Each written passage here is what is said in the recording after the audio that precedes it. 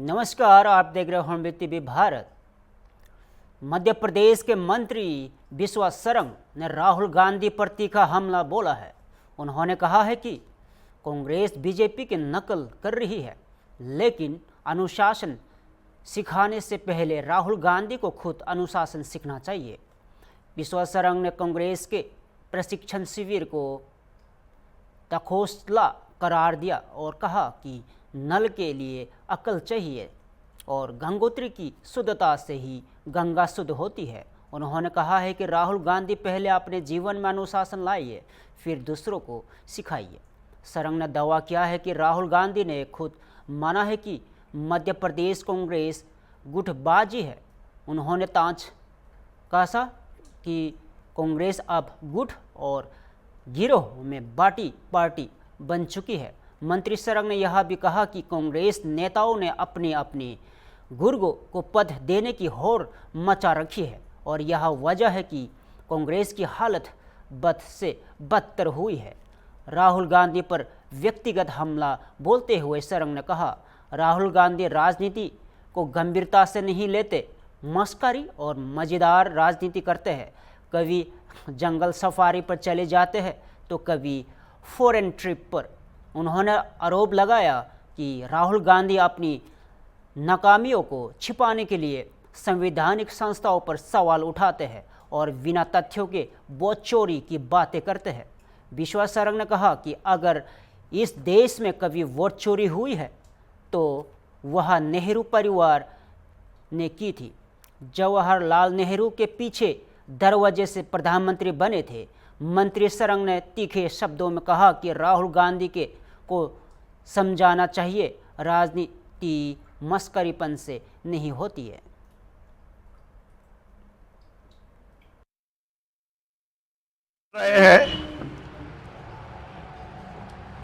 राहुल गांधी जी तेजस्वी यादव के साथ गलवहियां करते हुए ये दावा करते आए हैं कि बिहार में वो सरकार बनाएंगे और चुनाव के बीच में ही राहुल गांधी जी जंगल सफारी के मजे ले रहे हैं। कल वो पचमढ़ी में आए और जंगल सफारी में ऐशो आराम के लिए उन्होंने समय निकाल लिया। एक तरफ आप बातें करते हो कि देश में चुनाव आयोग निष्पक्षता के साथ काम नहीं कर रहा। अरे आप ही राजनीति को गंभीरता से नहीं लेते। स्क्रिप्टेड भाषण देना, स्क्रिप्टेड प्रेस कॉन्फ्रेंस लेना, मस्करी और मजेदारी से राजनीति करने की कोशिश करना। जब इस देश में राजनीतिक रूप से सबसे ज्यादा माहौल गर्म होता है तो राहुल गांधी कभी फॉरेन ट्रिप पर चले जाते हैं, कभी जंगल सफारी में जानवरों के बीच में जाकर छुट्टियां मनाते हैं। ये फिर एक बार स्थापित हुआ कि राहुल जी राजनीति को सीरियसली नहीं लेते और अपनी नाकामी छुपाने के लिए संवैधानिक संस्थाओं पर आक्षेप लगाते हैं। वो बिना किसी तथ्य के, बिना किसी बात के वोट चोरी की बातें करते हैं। कल कांग्रेस के नेताओं ने बड़ी बड़ी प्रेस कॉन्फ्रेंस ली। राहुल गांधी जी ने फिर बोला कि हम वोट चोरी के मामले को उजागर करेंगे। उजागर नहीं कर पा रहे। किसी फॉरेन की मॉडल का फोटो दिखाया, उसने भी आपत्ति दर्ज की है। और वोट चोरी यदि हुई है तो इस देश में वोट चोरी की शुरुआत, वोट को यदि की है तो केवल और केवल नेहरू परिवार ने की है। जवाहरलाल नेहरू जी ने सबसे पहले वोट चोरी की और उस वोट चोरी के माध्यम से ही पीछे दरवाजे से वो प्रधानमंत्री बन गए। राहुल जी निष्पक्षता के साथ काम करने वाले चुनाव आयोग पर ऐसा आक्षेप लगाना, अपनी नाकामी को छुपाने की कोशिश करना, ये बहुत ठीक नहीं है। मुझे लगता है कि राहुल गांधी जी को समझना चाहिए, राजनीति इस तरह मस्करेपन से नहीं होती। जंगल सफारी करते हुए राजनीति यदि वो करेंगे तो उनकी बस से बदतर स्थिति होगी। सर गुटबाजी सिंगारा जीतू पटवारी से कहा है कि सभी बड़े नेताओं के साथ तमाम बड़े नेता एक साथ मिलकर काम करें और कहा है जिलाध्यक्षों को कि डरे ना, किसी से भी, कोई बड़े नेता से डरे ना, आप काम करें। देखिए, मैं पहले भी कह चुका हूं कि कांग्रेस भारतीय जनता पार्टी की प्रशिक्षण के मामले में नकल कर रही है, पर नकल करने के लिए अकल की ज़रूरत होती है। गंगोत्री की शुद्धता से गंगा की शुद्धता स्थापित होती है। पहले अनुशासन की बात राहुल गांधी स्वयं के जीवन में उतारे। वो स्वयं और कांग्रेस के बड़े नेता अनुशासित हों। जब अनुशासन का पाठ यदि दूसरे को पढ़ाएंगे तो उसका कोई मायने निकलेगा। राहुल जी अनर्गल बातें करते हैं, सेंसेशनल न्यूज़ बनाने की कोशिश करते हैं। चलिए, पर राहुल गांधी ने यह बात तो स्वीकार कर ही ली कि मध्य प्रदेश में गुटबाजी है, गुट और गिरोह में बटी हुई कांग्रेस है। ये तो हम पहले से कहते आए। उन्होंने यदि जीतू पटवारी और उमंग सिंगार को फटकार लगाई है तो उनकी नज़रें दिग्विजय सिंह जी पर भी थी, क्योंकि कांग्रेस की बद से बदतर स्थिति यदि मध्य प्रदेश में हुई है तो अपने अपने गुर्गों को पद देने की जो होड़ कांग्रेस के नेताओं ने रचा रखी थी, उसी के कारण तो ये स्थिति बनी है। कांग्रेस बहुत बातें करती थी कि हम जिलाध्यक्षों का चुनाव बहुत निष्पक्षता के साथ करेंगे, और जिस प्रकार से विवाद हुआ, पर फिर मैं ये कहना चाहता हूँ कि ये प्रशिक्षण ढकोसला है। पहले कांग्रेस के नेता खुद प्रशिक्षित हों, जब वो नेता नीचे के कार्यकर्ताओं को प्रशिक्षण दें।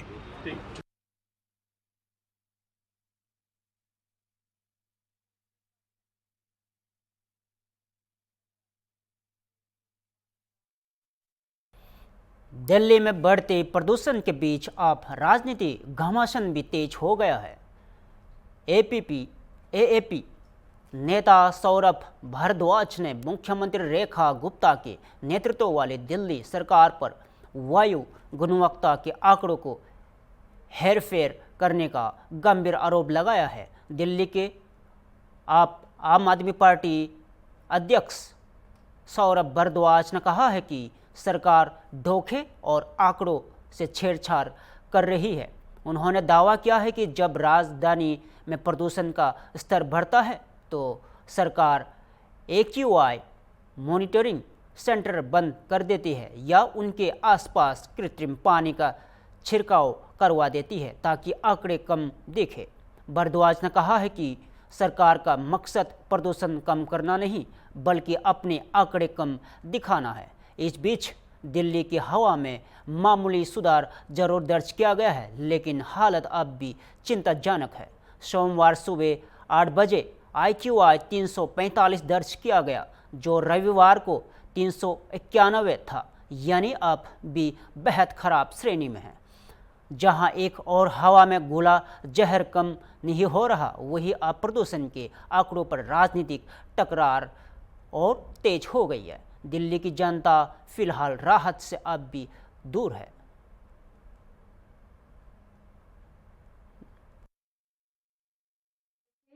क्या कहना चाहेंगे पोल्यूशन को लेके? अब तक सरकार ने कोई भी कदम नहीं उठाया। देखिए, पोल्यूशन की समस्या दिल्ली और उत्तर भारत के लिए नई नहीं है, मगर लोगों में, खास तौर पे पढ़े लिखे लोगों में, बुद्धिजीवी लोगों में गुस्सा इस बात का है कि सरकार लोगों को धोखा दे रही है, सरकार डेटा की फजिंग कर रही है, सरकार AQI के आंकड़ों में फर्जीवाड़ा कर रही है। जैसे ही पोल्यूशन बढ़ता है, सरकार जो है AQI मॉनिटरिंग स्टेशन बंद कर देती है ताकि AQI की कैलकुलेशन के अंदर बढ़ी हुई रीडिंग्स ना आए। जहां जहां पे भी प्रदूषण ज्यादा है वहां पे AQI मॉनिटरिंग स्टेशंस के ऊपर दिन रात छिड़काव करी जा रही है ताकि AQI आर्टिफिशियली डेटा के हिसाब से कम हो जाए। मगर आप सोचिए कि जो लोग खांस रहे हैं, जुकाम है, बुखार है, आंखों में जलन है, अस्थमा हो रहा है, लंग्स के अंदर इन्फेक्शन हो रहा है, एलर्जी हो रही है, वो तो इन आंकड़ों से कम नहीं हो रही। तो लोग परेशान हैं और लोग इस चीज को देख के स्तब्ध हैं, शॉक्ड हैं कि कोई सरकार, DPCC, CPCB जैसी एजेंसीज जिनका काम है प्रदूषण को कम करना, वो बड़ी बड़ी एजेंसीज फर्जीवाड़े के अंदर लगी हुई हैं और खुल्लम खुल्ला फर्जीवाड़ा चल रहा है। जैसे आपने कहा कि पानी का छिड़काव करते दिख रहा है या फिर कुछ मशीन्स में कुछ टेक्निकल चीजें करते दिख रहे हैं, लेकिन कोई बड़ा स्टेप अब तक लिया नहीं गया है। वो लेंगे ही नहीं ना। देखिए, जब एक सरकार की इंटेंशन प्रदूषण कम करने की नहीं है, प्रदूषण का डेटा कम करने की है, तो वो कह रहे हैं कि जब डेटा कम करके ये हो जाएगा प्रदूषण, तो असली प्रदूषण क्यों कम करना है? उसमें तो बड़ी मेहनत करेंगे, उसमें तो बड़ा पैसा लगेगा, उसमें तो दिन रात का काम लगेगा, वो करने की जरूरत ही नहीं, आप तो डेटा कम कर दो। तो वो फर्जीवाड़ा करने की सरकार कोशिश कर रही है। वही यमुना के पोल्यूशन में भी करने की कोशिश की, वही हर जगह करने की कोशिश करते हैं। भारत और अफ्रीका के बीच साझेदारी को एक नई ऊंचाई मिली है। राष्ट्रपति द्रौपदी मुर्मू ने ओगला की राजधानी लोवादा में राष्ट्रपति जोआओ मनोअल गोका वेल्स लोरेको से मुलाकात की। इस दौरान दोनों देशों के बीच कई महत्वपूर्ण द्विपक्षीय समझौतों पर हस्ताक्षर हुए और राष्ट्रपति द्रौपदी मुर्मू की यह यात्रा दक्षिणी अफ्रीका के साथ भारत के संबंधों में ऐतिहासिक मील का पत्थर मानी जा रही है। लोवादा के राष्ट्रपति भवन में हुई मुलाकात में दोनों नेताओं ने ऊर्जा, बुनियादी और ढांचे और प्रौद्योगिकी सहयोग जैसे क्षेत्रों में साझेदारी को मजबूत करने पर चर्चा की। और यह पहली बार है जब कोई भारतीय राष्ट्र अध्यक्ष ओगला के राजकीय यात्रा पर पहुंचा है। और राष्ट्रपति मुर्मू ने कहा कि भारत और ओगला की साझा प्राथमिकताएं दोनों देशों के विकासात्मक लक्ष्य को आगे बढ़ाने में अहम भूमिका निभाएगी। राष्ट्रपति मुर्मू की यह यात्रा न केवल भारत ओगला संबंधों को नई दिशा दे रही है, बल्कि अफ्रीकी महाद्वीप के साथ भारत की बढ़ती भागीदारी का प्रतीक भी बन रही है।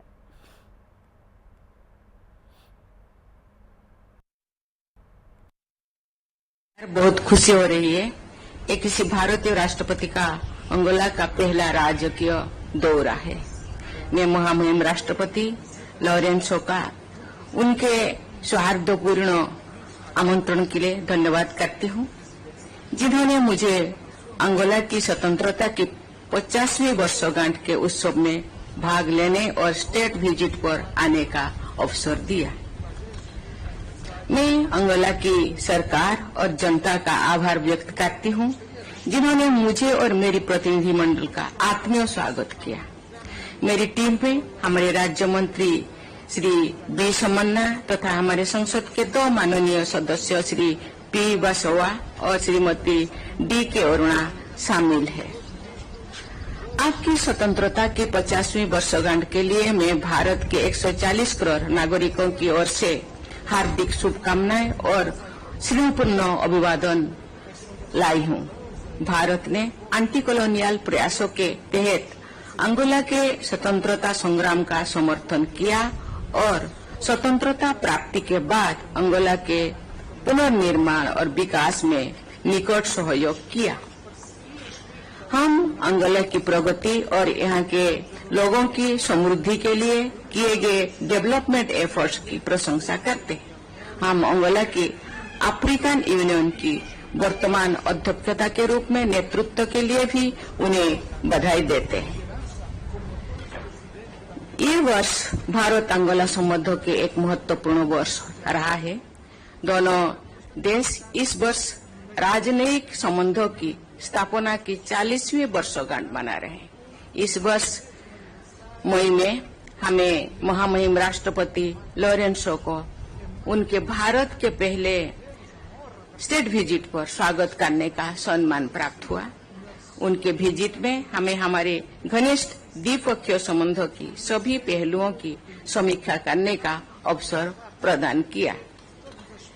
डिफेंस प्रोक्योरमेंट के लिए क्रेडिट लाइन के अलावा कृषि, ट्रेडिशनल मेडिसिन और आयुर्वेद तथा सांस्कृतिक सहयोग कार्यक्रम के क्षेत्र में 3 MOUs पर हस्ताक्षर किया गया है। भारत और अंगोला की साझेदारी आपसी विश्वास, परस्पर सम्मान और हमारे लोगों के समृद्धि भविष्य की साझा दृष्टि पर आधारित है। हम द्विपक्षीय साझेदारी को बढ़ाने और क्षेत्रीय व वैश्विक मामले में विचारों के आदान प्रदान के लिए निकट सहयोग कर रहे हैं।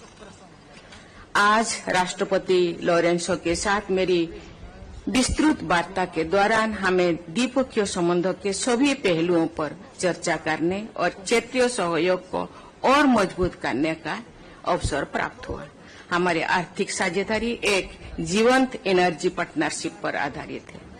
हमने नए क्षेत्रों में व्यापार और निवेश संबंधों को और विविध बनाने पर सहमति व्यक्त की, जिसमें टेक्नोलॉजी, कृषि, स्वास्थ्य, रक्षा, इंफ्रास्ट्रक्चर और पीपल टू पीपल टाइज शामिल है। राष्ट्रपति जी और मैं इस बात पर सहमत हुए कि हम विभिन्न द्विपक्षीय क्षेत्र में तथा इंडिया अफ्रीका फोरम समिट के व्यापक संदर्भ में अपने सहयोग को गहन बनाने के लिए मिलकर काम करना जारी रखेंगे। हमने फिशरीज, एक्वाकल्चर और मेराइन रिसोर्सेस तथा कॉन्सुलर मामले में सहयोग के लिए 2 MOUs भी संपन्न किए तथा एयर सर्विसेज एग्रीमेंट को आगे बढ़ाने का भी निर्णय लिया। अंगोला ने इंटरनेशनल बिग कैट अलायंस और ग्लोबल बायोफ्यूल्स अलायंस में शामिल होने का निर्णय लिया है। हम अंगोला का IBCA और CBA में स्वागत करते हैं। कल दोपहर मुझे अंगोला की नेशनल असेंबली के प्रेसिडेंट से मिलने का अवसर मिलेगा और मैं अंगोला की संसद के माननीय सदस्यों को संबोधित करूंगी। विश्व के सबसे बड़े लोकतंत्र के रूप में भारत अंगोला के साथ संसदीय सहयोग को बढ़ाने की आशा करता है। मैं भारतीय समुदाय के सदस्यों के साथ मिलने के लिए भी उत्सुक हूँ।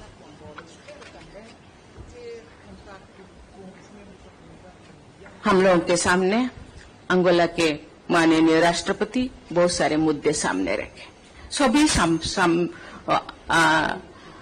क्षेत्रों में हम लोगों का बातचीत पूर्व हो चुका है। इस दिशा में दोनों पक्ष हम साझेदारी में काम करने के लिए हम इच्छुक है। मुझे लगता है दोनों पक्ष विचार विमर्श करके ये मुद्दे को आगे बढ़ाएंगे और दोनों देशों के विकास को मजबूत करने के लिए प्रयास करेंगे। एक बार फिर मैं राष्ट्रपति लोरेंसो को उनके आतिथ्य और स्वागत के लिए हार्दिक धन्यवाद देती हूँ। मुझे विश्वास है कि मेरे ये यात्रा हमारे द्विपक्षीय संबंधों तथा मित्रता को और अधिक मजबूत बनाने का मार्ग प्रशस्त करेंगे। धन्यवाद। बिहार विधानसभा चुनाव के दूसरे चरण के मतदान से पहले सुरक्षा व्यवस्था कड़ी कर दी गई है। भारत नेपाल सीमा को 72 घंटे के लिए पूरी तरह बंद कर दिया गया है। इसी के साथ रविवार शाम प्रचार का शोर भी थम गया।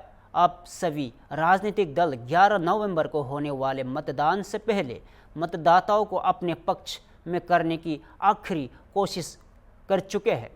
एनडीए और महागठबंधन दोनों की गठबंधनों के शीर्ष नेताओं ने राज्य भर में जनसभाएं भी की और चुनावी वादों की झड़ी लगा दी। इसी क्रम में केंद्रीय गृह मंत्री अमित शाह ने ससाराम में एक विशाल रैली को संबोधित किया और अमित शाह ने इस दौरान मजबूत राष्ट्रवादी स्वर अपनाते हुए कहा कि बिहार में एक डिफेंस कॉरिडोर रक्षा गलियारा बनाया जाएगा। उन्होंने यह भी चेतावनी दी कि भविष्य में किसी भी आतंकवादी हमले को निर्णायक जवाब दिया जाएगा।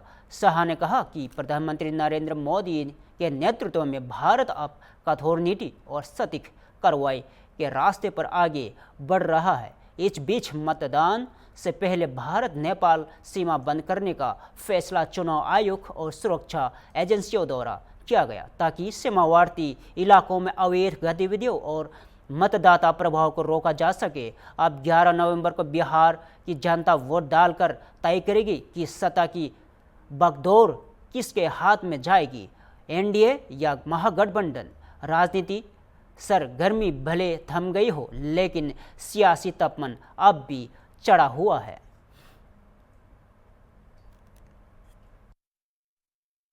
बिहार विधानसभा आम निर्वाचन 2025 के अंतर्गत हमारे जिले में 11 नवंबर को मतदान का दिन निर्धारित है। मैं सभी से अपील करना चाहता हूं, अपने जिला वासियों से, उस दिन अपने घरों से निकल के जरूर आएं और अपने बूथ पर जाकर अपने मताधिकार का प्रयोग करें। हमारे पूरे जिले में 2358 बूथ हैं, जिसके अंतर्गत 10,875 लोगों को हम लोगों ने पोलिंग पर्सनल के तौर पे डिप्लॉय किया है, जो पोलिंग स्टेशन पे जाएंगे और पोल कराएंगे। इसके अतिरिक्त पूरे जिले में विधि व्यवस्था संधारण हेतु 66 सीएपीएफ की कंपनियां भी आई हुई हैं और चाक चौबंद व्यवस्था हम लोगों ने बनाई हुई है। मुझे उम्मीद है कि किसी भी असामाजिक तत्व से डरने की आवश्यकता नहीं है। उन सभी पे हम लोग नज़र बनाए हुए हैं। सभी लोग निर्भीक होकर अपने घरों से निकले और जरूर इस लोकतंत्र के महापर्व में अपना योगदान दें। हमारे पूरे जिले में हम लोगों ने 20 पिंक बूथ बनाए हैं, जिसपे महिला पदाधिकारियों और कर्मियों की प्रतिनियुक्ति की गई है। 400 से ज़्यादा बूथों पे हम लोगों ने चिन्हित किया है और वहाँ पे व्हीलचेयर की व्यवस्था हम लोग करा रहे हैं और वहाँ पे जिन्हें भी आवश्यकता होगी उनको भी हम लोग इन सब सुविधाओं का लाभ उठाने के लिए देंगे। इसके अतिरिक्त और भी जो बूथ हैं वहाँ पे भी यदि ये आवश्यकता होती है तो वहाँ पे भी हम लोग इन सुविधाओं को जरूर उपलब्ध करेंगे। बॉर्डर्स 72 घंटे पूर्व इंटरनेशनल बॉर्डर को सील कर दिया गया है। वहाँ पर एसएसबी के माध्यम से भी निगरानी बढ़ा दी गई है। जो हमारे नेबरिंग इंटरनेशनल बॉर्डर्स के जो नेबरिंग थाना है वहाँ पे भी चौकसी बढ़ा दी गई है। किसी भी प्रकार के आवागमन पे केवल essential and emergency services allowed है और किसी प्रकार का सर्विसेज अलाउड नहीं है, आवागमन बंद है।